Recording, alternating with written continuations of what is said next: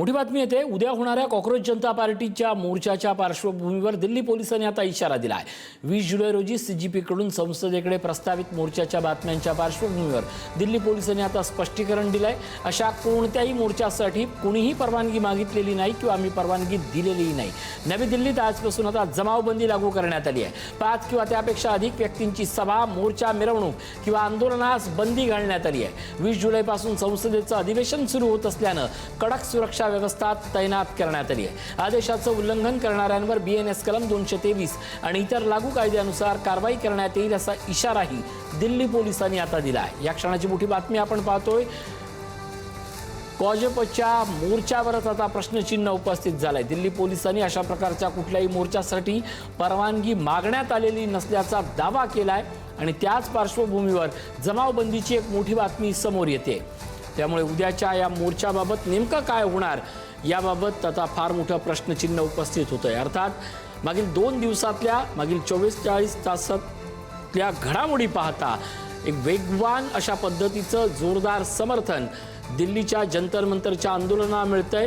पंजाब असेल, हरियाणा असेल, त्याचपाठोपाठ आता महाराष्ट्र असेल, उत्तर भारत, मध्य भारत आणि दक्षिण भारत या सर्वच ठिकाणाहून तरुणांचे जथ्थे हे आता दिल्लीकडे निघालेले आहेत आणि ते सर्व उद्याच्या मोर्चात सहभागी होण्यासाठी ठाम आहेत। या सर्व पार्श्वभूमीवर दिल्ली पोलिसांनी मात्र इशारा दिलेला आहे। त्यामुळे उद्याचा होणारा मोर्चास दिल्ली पोलिसांनी परवानगीच्या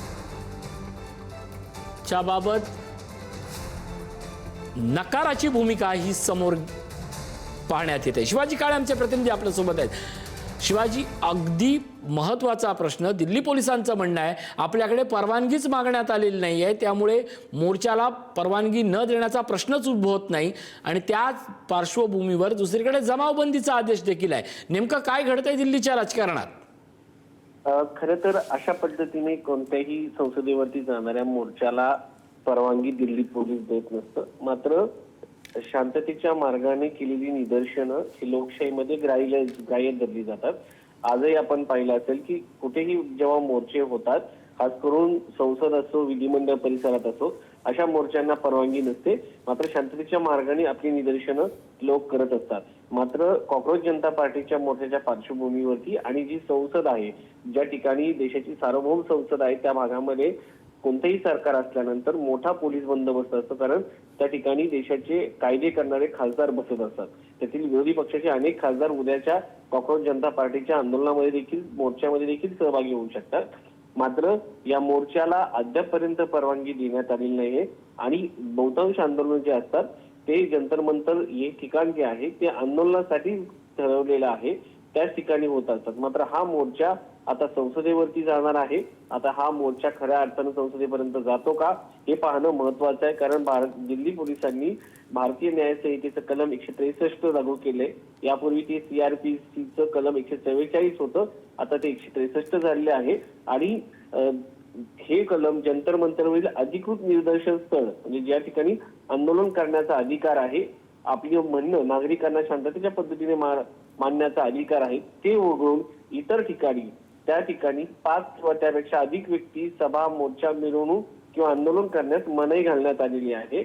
आणि या संदर्भामध्ये आता 20 जुलैपासून म्हणजे उद्यापासून संसदेचं अधिवेशन सुरू होत असल्यानं एरवी देखील या भागामध्ये मोठ्या प्रमाणात पोलीस बंदोबस्त असतो आणि आता जे आहे ते आणखी मोठा पोलीस बंदोबस्त तैनात करण्यात आलेला आहे। याची 2 कारणं आहेत। एकतर एक आंदोलन होत आहे, दुसरं म्हणजे या आंदोलनाच्या मधून कोणीतरी असामाजिक तत्व, समाजकंटक याचा गैरफायदा घेऊन काही अनुचित प्रकार करू नये म्हणून देखील दिल्ली पोलिसांनी खबरदारी या ठिकाणी घेतल्याचं पाहायला मिळतंय। आता दिल्ली पोलिसांनी ही परवानगी नाकारलेली आहे आणि त्यानंतर हा उद्या मोर्चा निघतो का, हा मार्च निघतो का हे पाहणं महत्वाचं असणार आहे। नक्कीच। त्यामुळे उद्याच्या या सर्व घडामोडी या संपूर्ण देशाच्यासाठी फार महत्त्वाच्या ठरणार एवढं मात्र नक्की। तुर्तास धन्यवाद या अपडेटबद्दल।